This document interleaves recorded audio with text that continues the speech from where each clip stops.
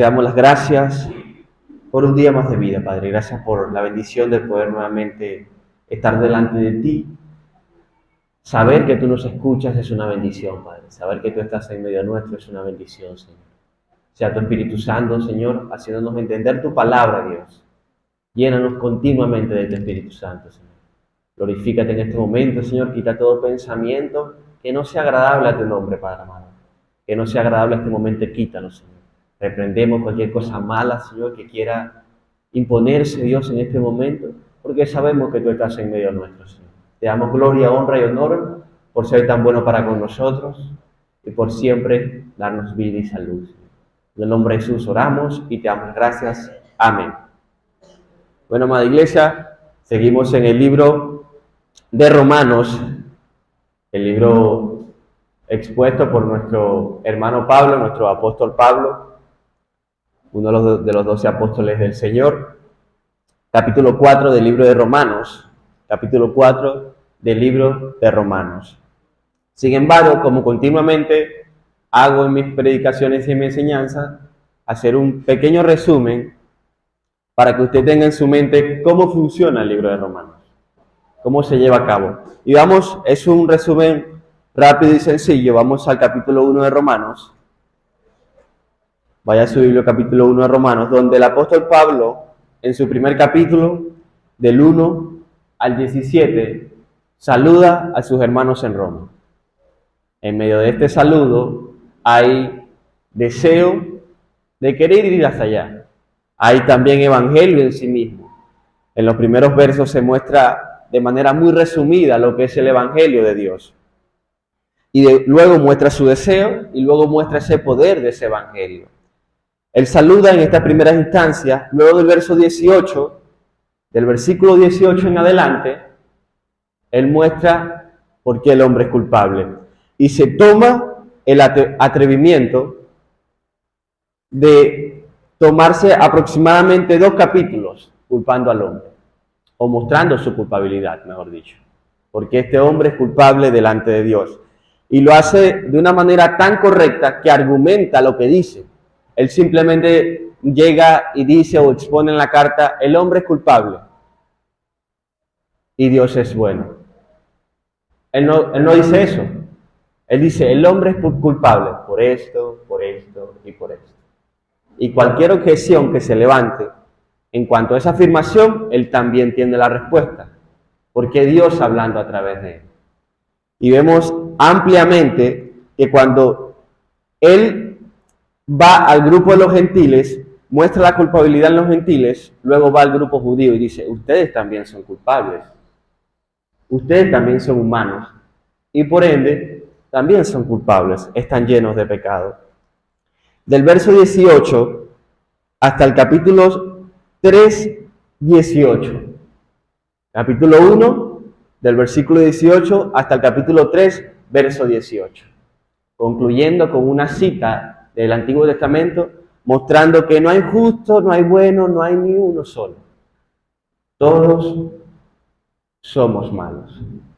Como decía un pastor del siglo pasado, lo bueno que hay en mí, lo pone el Señor. Y lo malo que hay en mí soy yo mismo, es mi naturaleza. Por lo tanto, de manera natural, nosotros vamos en camino a la perdición. El hombre es culpable. Y en el verso 19 del mismo capítulo 3 muestra una pequeña luz de la justificación futura. El primero dice, no somos justificados por obras. No somos justificados por obras. Porque delante de Él, y jamás lo llegaremos a ser justificados por obras delante de Él. ¿Por qué? Porque nuestras obras están contaminadas. Nuestras obras están contaminadas. Ya en este plano entra un plano de la justificación. Él dice, él saluda de manera cristiana, muestra el evangelio en su saludo y luego procede a explicar la culpabilidad del hombre. Se toma aproximadamente de 2 a 3 capítulos explicando la culpabilidad del hombre y luego muestra la solución, que es la justificación. Por lo tanto, si usted cree ¿Cómo usted piensa llegar a ser salvo sin tener un conocimiento de cómo Dios justifica al hombre? Y si se tomó 2 capítulos o quizás más culpando al hombre, ¿cuánto más se dedicará explicando la justificación del hombre? Y eso es lo que nosotros, desde el verso 19 en adelante, hemos venido estudiando. Los distintos expositores que se han parado aquí han venido exponiendo, han venido hablando sobre la justicia de Dios. Cómo esta justicia de Dios se revela para con nosotros. Y vimos en el versículo 21 que Dios ha manifestado su justicia. Y esta justicia no es una justicia que vino de un día a otro, sino que fue anunciada por medio de los profetas del Antiguo Testamento. Es una justicia que se sabía que iba a llegar, porque hay un plan. Dios no tiene un plan A y un plan B, no. Si el plan A no me sirve, me voy al plan B. No funciona así. Él solo tiene el plan A y lo ejecuta como Él quiere. Él muestra su justicia a través de ¿quién? De su Hijo Jesucristo. Y en el verso 27, en la exposición que se dio, se dijo, ¿dónde queda la jactancia? Queda excluida, queda desechada, queda apartada. ¿Por qué? Porque solo por fe es esa gracia de Dios mostrada que nosotros podemos decir somos justificados gratuitamente. Amén. Y entramos al capítulo 4 y él trae del Antiguo Testamento a alguien para mostrar la justificación de manera más puntual, para que nosotros cuando leamos la carta podamos ver cómo funciona la justificación. Vamos a leer del verso 1 al verso 8, capítulo 4, verso 1 al verso 8. Y se puede notar que en su Biblia, la mayoría de Biblias sale como subtítulo el ejemplo de Abraham. Eso es lo que hace Pablo. Él dice, somos justificados gratuitamente por medio de la fe en Cristo Jesús. Y ahora trae un ejemplo de cómo nuestro Padre de la fe, quien es Abraham, fue justificado de la misma manera que somos nosotros hoy. Vamos a leer el capítulo 4. Dice así, ¿qué pues diremos? ¿Qué halló Abraham nuestro Padre según la carne? Porque si Abraham fue justificado por las obras, tiene de qué gloriarse, pero no para con Dios. Porque ¿qué dice la Escritura? Creyó Abraham a Dios y le fue contado por justicia. Abraham creyó y le fue contado por justicia. ¿A quién creyó? Si en el Antiguo Testamento todavía no se había revelado ni siquiera el nombre literal de Cristo. Creyó en la simiente, que es Cristo. La promesa que se le dio a Abraham es la misma promesa en la cual nosotros confiamos, que es Cristo. Vamos al texto que vamos a estudiar, que es del verso 4 al verso 8. Sabemos que esa enseñanza nos la dio nuestro hermano Anderson. Del verso 1 al verso 3, el ejemplo de Abraham. Y vamos a ver cómo sigue hablando el texto. Verso 4. Pero al que obra, no se le cuenta el salario como gracia, sino como deuda. Mas al que no obra, sino que cree en aquel que justifica al impío, su fe le es contada por justicia. Como también David habla de la bienaventuranza del hombre, a quien Dios atribuye justicia sin, diciendo, bienaventurados aquellos cuyas iniquidades son perdonadas. Como el ejemplo de Abraham, siendo nuestro Padre, siendo el Dios, teniendo el mismo Dios, obra en función también del mismo método de justificación. Y tenemos como principio de hoy, amada iglesia, debemos saber que aquel que cree, debemos saber, que aquel que cree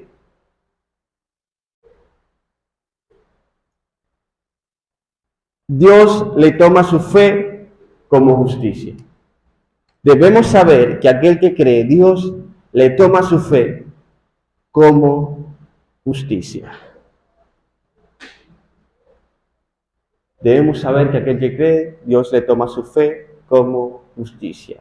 Y la pregunta primera que surge en este texto es: ¿en quién cree? ¿En quién hemos visto que debemos de creer para que nuestra fe sea tomada como justicia? ¿En quién? ¿En quién? ¿En quién? En Cristo Jesús. Dígalo seguro, porque eso es lo que estamos estudiando.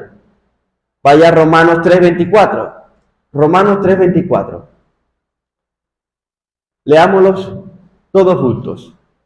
Capítulo 3, verso 24.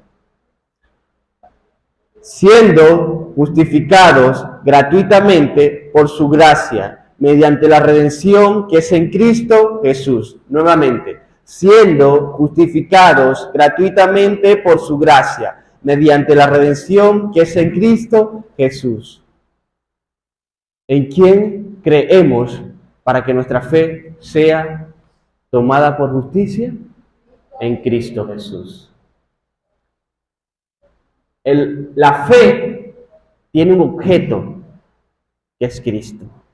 Si nosotros ponemos nuestra fe en otro objeto que no es Cristo, es una fe vana. Es una fe que no sirve para nada. Por lo tanto, debemos tener siempre nuestra mente, nuestro corazón y toda nuestra fe puesta en Cristo Jesús. Y dése cuenta que Pablo hace un énfasis constante en esto, porque es el método, y sin este método no existe otro. La justificación se logra por medio de Cristo. Todo aquel que pone su fe en Él es justificado. Amén. Ahora, la pregunta que el texto también nos vislumbra: ¿por qué se le toma su fe como justicia? ¿Por qué aquel que cree, su fe se le toma como justicia?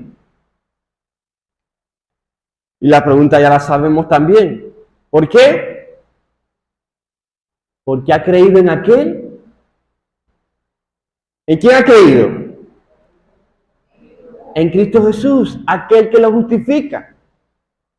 Si tú crees en Cristo, tú has sido justificado.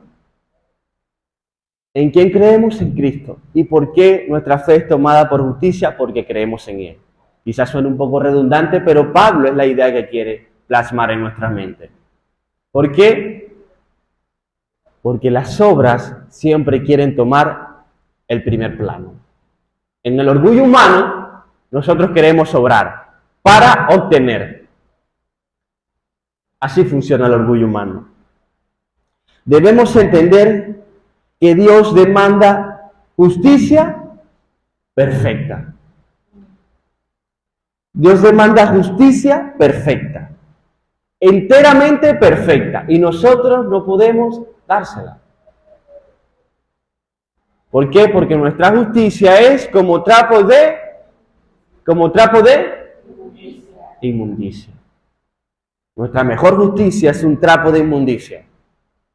Y Dios demanda justicia perfecta. ¿Y cómo respondemos nosotros? Toma este trapo de inmundicia. ¿Qué hará Dios? Rechazarnos, porque Él demanda justicia perfecta. ¿Quién puede darle la justicia perfecta a Dios? Cristo. Por eso es que Él dice: manifiesto mi justicia a través de Cristo. Cristo es la solución. Él nos da la solución a través de Cristo. Ahora, ¿por qué las obras no se toman como justicia? Sabemos que la fe en Cristo es tomada como justicia, pero ¿por qué las obras? ¿Por qué Dios no tomó el método de las obras para tomarlas como justicia? Y la pregunta es sencilla. Vamos al mismo verso, versículo 4. Dice de la siguiente manera: pero al que obra no se le toma en cuenta el salario como gracia, sino como deuda. aquel que obra se jacta en lo obtenido.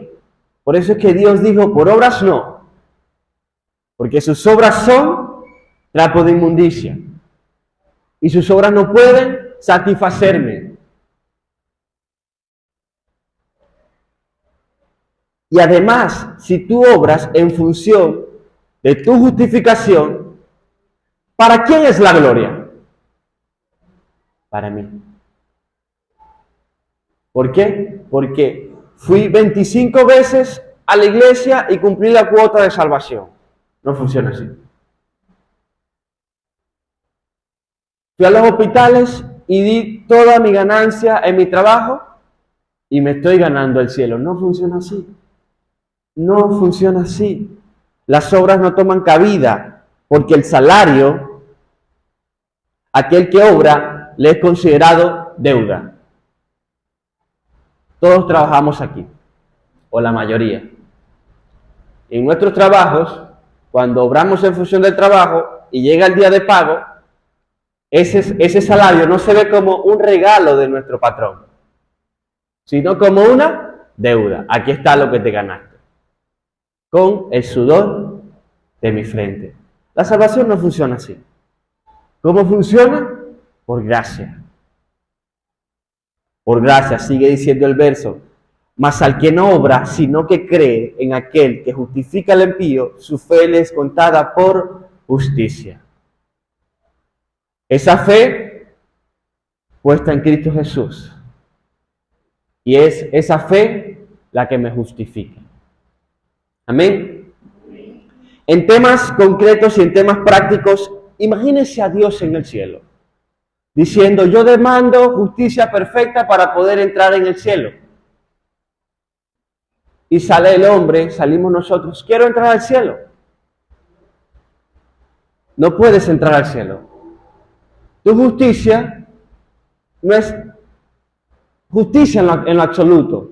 Es justicia, no. Justicia quiero perfecta. No justicia vana, justicia como trapo de inmundicia.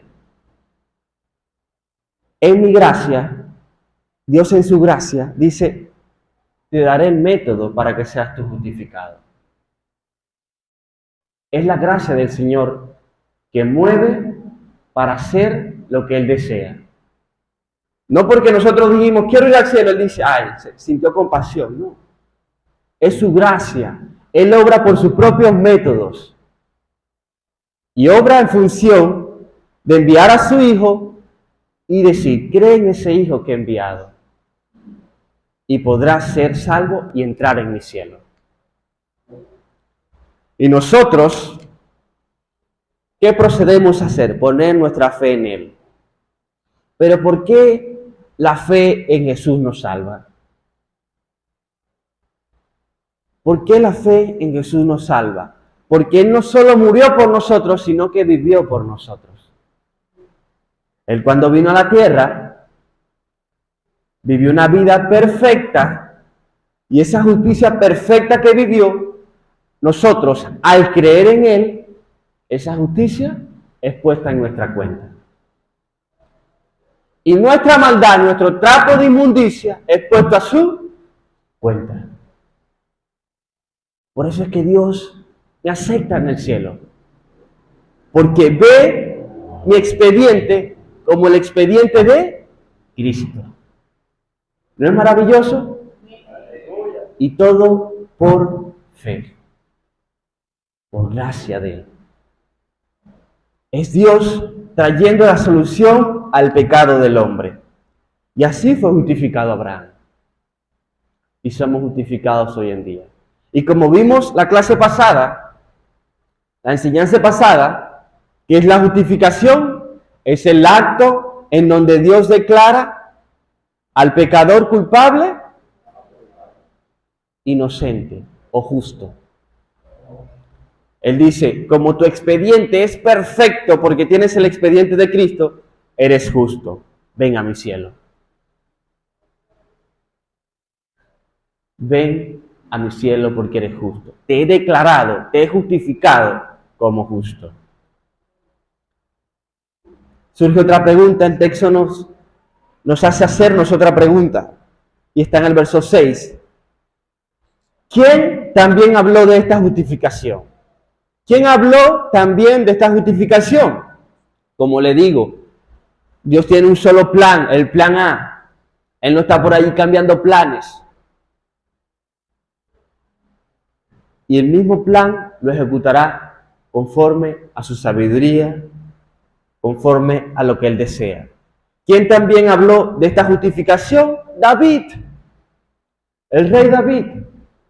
Dice el verso 6, como también David habla de la bienaventuranza del hombre a quien Dios atribuye justicia sin obras, diciendo, bienaventurados aquellos cuyas iniquidades son perdonadas y cuyos pecados son cubiertos. Bienaventurado el varón a quien el Señor no inculpa de pecado. El Salmo 32, verso 1 y 2, dice de la siguiente manera, que es la cita donde se toma este texto. Pablo dice prácticamente, David también habló de la justificación. Y dijo esto en el Salmo 32, verso 1. Bienaventurado aquel cuya transgresión ha sido perdonada y cubierto su pecado. Bienaventurado el hombre a quien Jehová no culpa de iniquidad y en cuyo espíritu no hay engaño. Bienaventurado el hombre, dichoso el hombre a quien Dios declara como justo. Dichoso el hombre a quien Dios declara como justo. Como justo. Es la benevolencia de Dios, es la gracia de Dios que obra en función de esa justificación. Es maravilloso. Es maravilloso cuando entendemos cómo funciona la justificación de Dios. Pero la misma palabra nos dice algo. Vamos a Proverbios 17:15 rápidamente. Proverbios 17:15. Estamos estudiando sobre la justificación. Estamos estudiando sobre cómo Dios declara al pecador que sus obras son trapos de inmundicia, justo. Pero ahora me encuentro con este pasaje.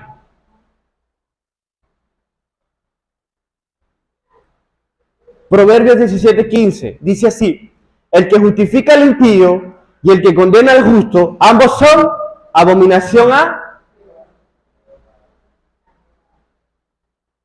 Venimos estudiando en el libro de Romanos que Dios justifica a aquel que cree en Cristo.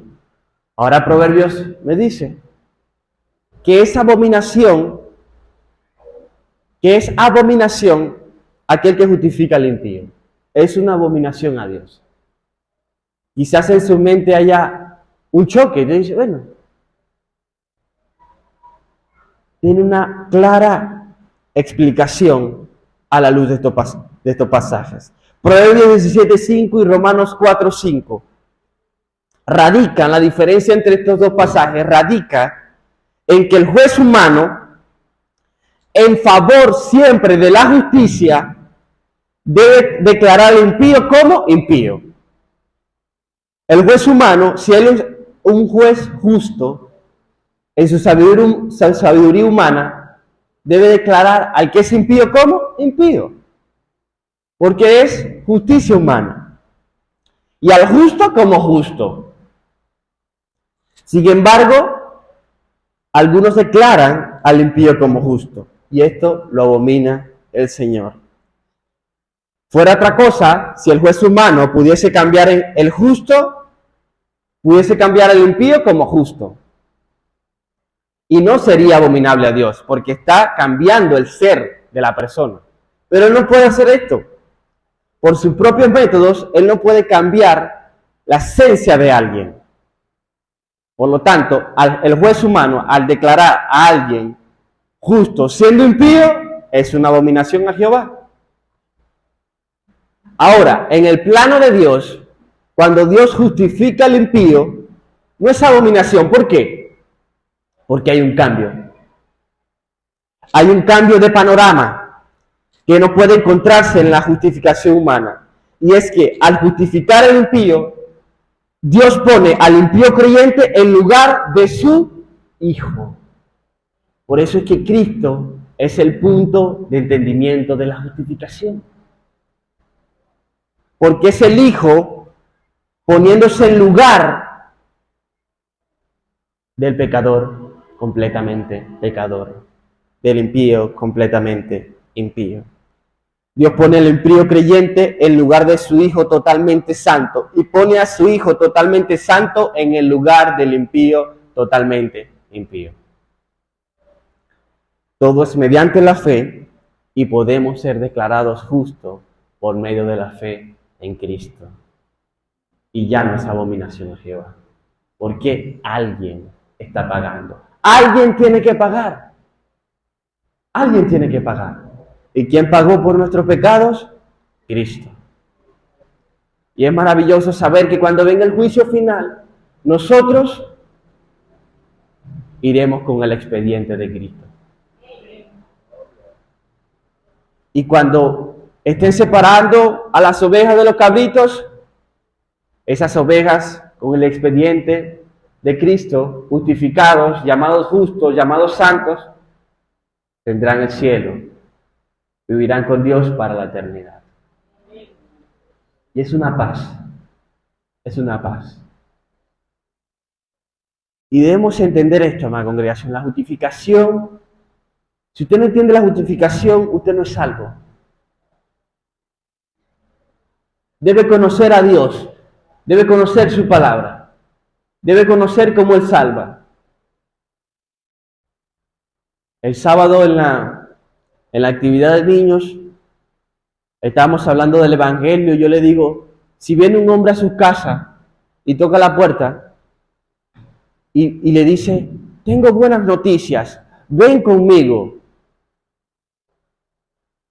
¿Tú vas con él? Y todos los niños dijeron, sí. Sí, yo voy, porque son buenas noticias. Yo le dije, no tienen que ir, porque tú no conoces a ese hombre. Y los niños se quedaron, es verdad. Debemos conocer a Dios. ¿Por qué son buenas noticias? ¿Por qué se llaman buenas noticias?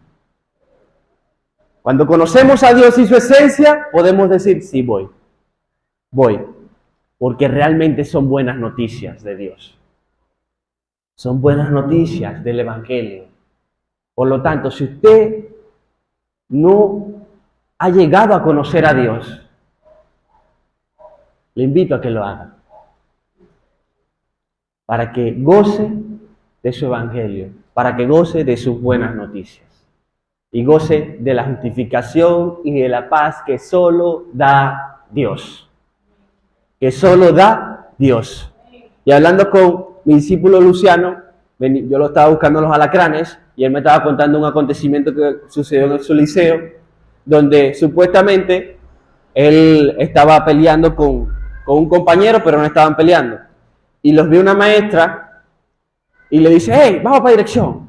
Ellos no estaban peleando, ellos estaban hablando, broma, pero no estaban peleando. Vamos para dirección porque están peleando. El otro compañero, cuando iban camino a dirección, iba asustado. Y Luciano le dice, ¿por qué te asustas? Si no estábamos peleando. El que nada debe, nada teme. El que nada debe, nada teme. Vas en camino al juicio, en la dirección, y vas tranquilo. ¿Por qué? Porque tengo el expediente de Cristo. Y cuando yo fui a los tribunales, en la situación de mi mamá, yo estaba con mi tío Juan sentado en una banqueta. Y tío, debe ser tremendo el juicio final. Nosotros gozosos porque iremos a la eternidad con Cristo. Pero una parte llorando. ¿Por qué? Y sufriendo. ¿Por qué? Porque les toca la expectación, el infierno. Pero nosotros gozosos, esperando entrar a las bodas del Cordero. Así que cuando usted es justificado, hermano, no dude de su justificación, porque usted sabe en quién ha creído. Así como decía Pablo, yo sé a quién he creído. Yo lo sé. Yo sé a quién he creído. Y por eso me puedo llamar justo y santo delante de Dios, porque Él ha hecho todo por mí. Es su gracia y es su amor. ¿Ven el valor de la justificación ahora? Claro, lo veo. Es un valor inmenso. Es un valor inmenso. Y ahora que falta hablar de la justificación. Pablo no tiene más cosas que decir acerca de la justificación.